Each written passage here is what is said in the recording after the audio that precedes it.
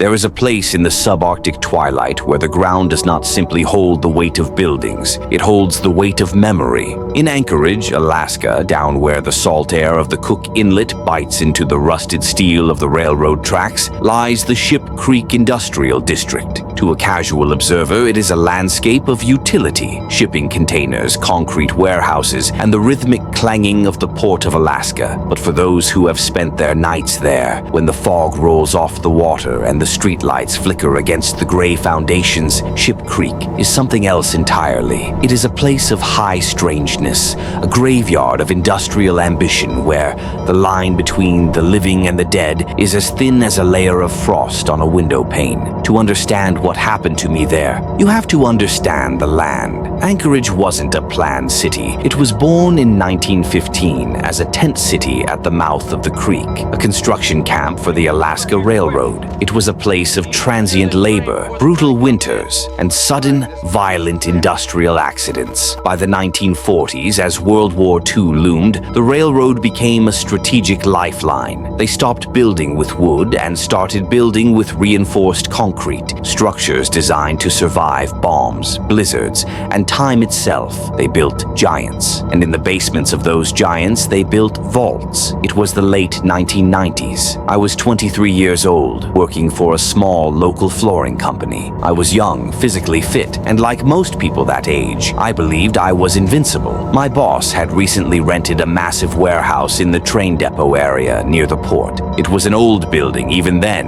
a relic of the post-war industrial boom, featuring the minimalist, horizontal massing of the Art Moderne style. It was a fortress of concrete. It was about 8 p.m. on a Tuesday. The Alaskan sky was a bruised, heavy purple, and we had a night gig across town. We were in a rush. We needed to load tools and materials, and we needed to do it fast. The boss pulled his truck up to the front door of the warehouse, the engine idling, the headlights cutting through the gloom. He didn't get out. He looked at me and told me to go in, flip the power, turn on the lights, and open the rolling loading door from the inside so he could back the truck in. I stepped out of the warmth of the truck and into the biting chill. The moment the front door groaned open, the atmosphere changed. It wasn't just the drop in temperature.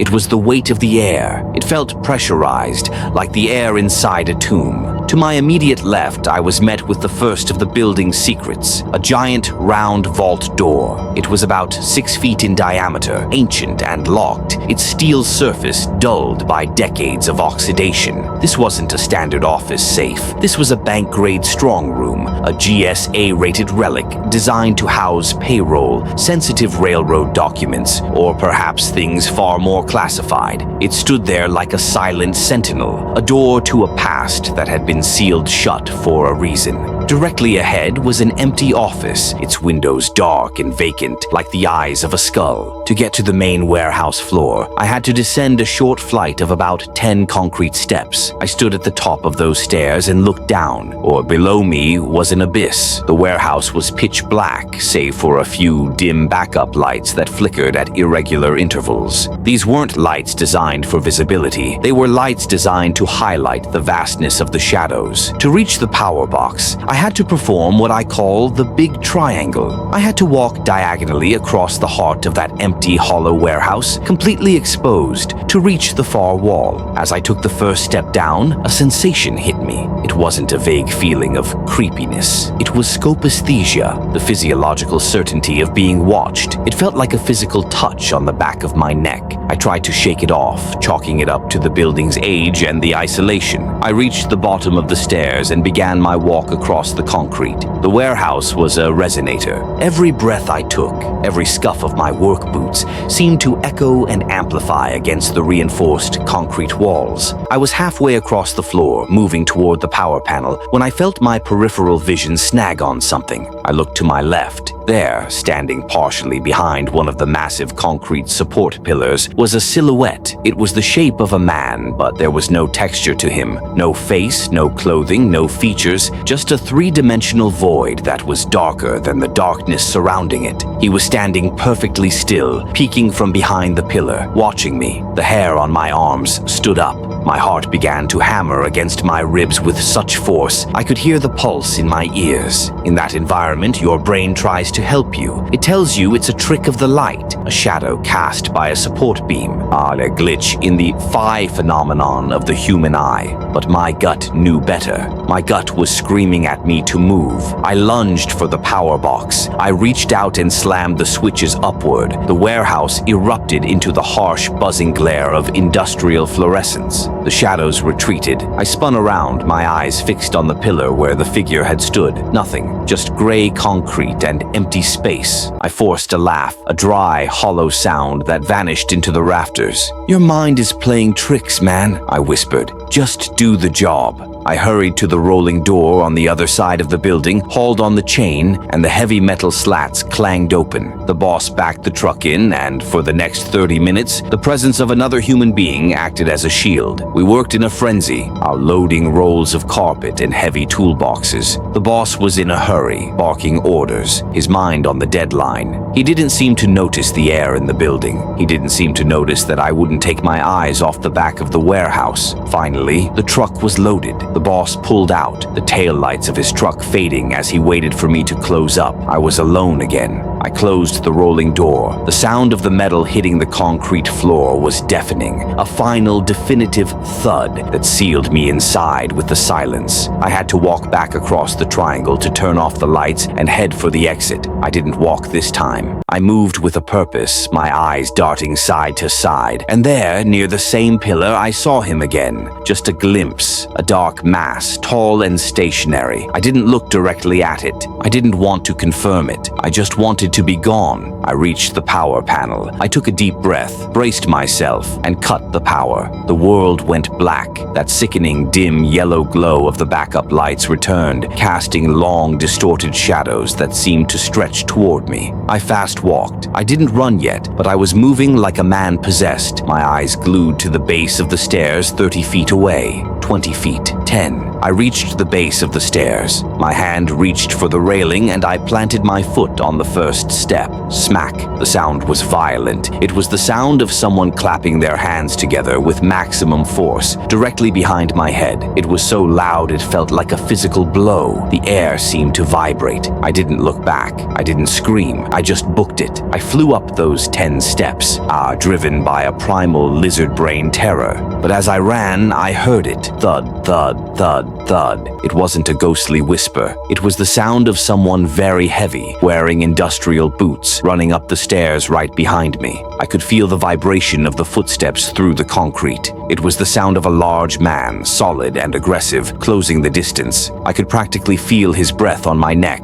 I reached the top of the stairs, spun around, and balled my fists. I was ready to knuckle dust whatever bum or intruder had been lurking in the dark. I was ready to fight for my life. The stairs were empty. The office was empty. There was no one there. No sound of retreating footsteps. No heavy breathing. Just the silent 6-foot vault door to my left, standing like a tombstone in the dim light. I didn't wait another second. I burst through the front door, slammed it behind me, and leaped into the passenger seat of the truck. I was shaking, my face drained of color, my chest heaving. The boss looked at me. He saw the sweat, the wide eyes, the look of a man who had just seen the other side of the veil. He didn't ask what happened. He didn't ask if I was okay. He just nodded, put the truck in gear, and said, "See, that's why I had you go in there. That place is fucking scary haunted." I sat in silence as we drove through the dark streets of Anchorage, the neon signs of the city feeling like a foreign language I no longer spoke. I realized then that my boss had known. He had sent a 23-year-old kid into a building he was too afraid to enter himself, but the question remained. Why? What was in that warehouse? The research into the Ship Creek area provides chilling context. This district is ground zero for the 1964 Good Friday earthquake, the most powerful earthquake in U.S. history. The ground here didn't just shake, it underwent liquefaction. The Bootlegger Cove clay beneath the foundations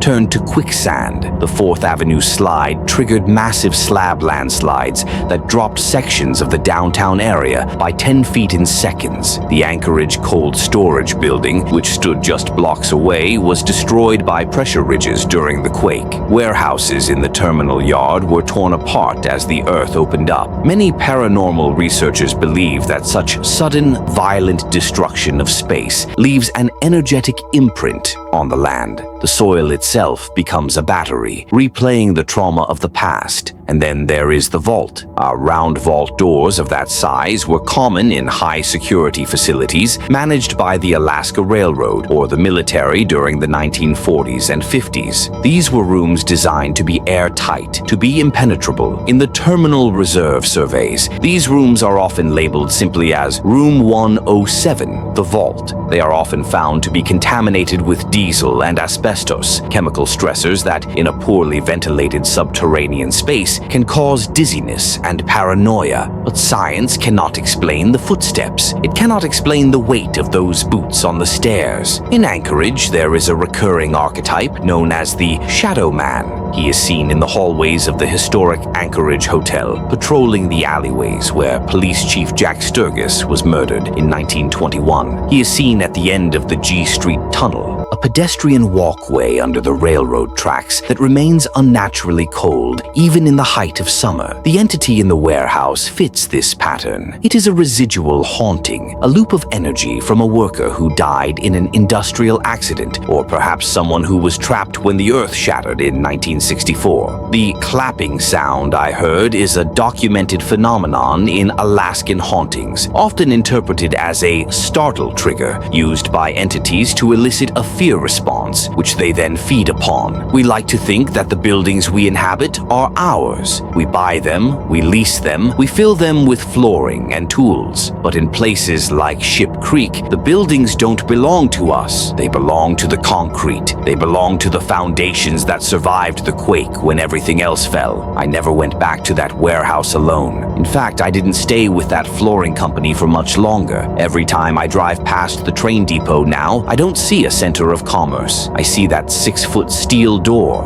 I see the triangle of darkness, and I remember the sound of the boots. Anchorage is a young city, but it is built on old bones. And sometimes when the lights go out and the fog rolls in from the inlet, those bones get restless. They want you to know they're still there. They want you to know that they're still on the clock. So if you ever find yourself in an old warehouse by the port and you feel that chill on the back of your neck, don't turn off the lights. And whatever you do, don't look behind you on the stairs. Because in Ship Creek, the shadows don't just watch. Sometimes they run.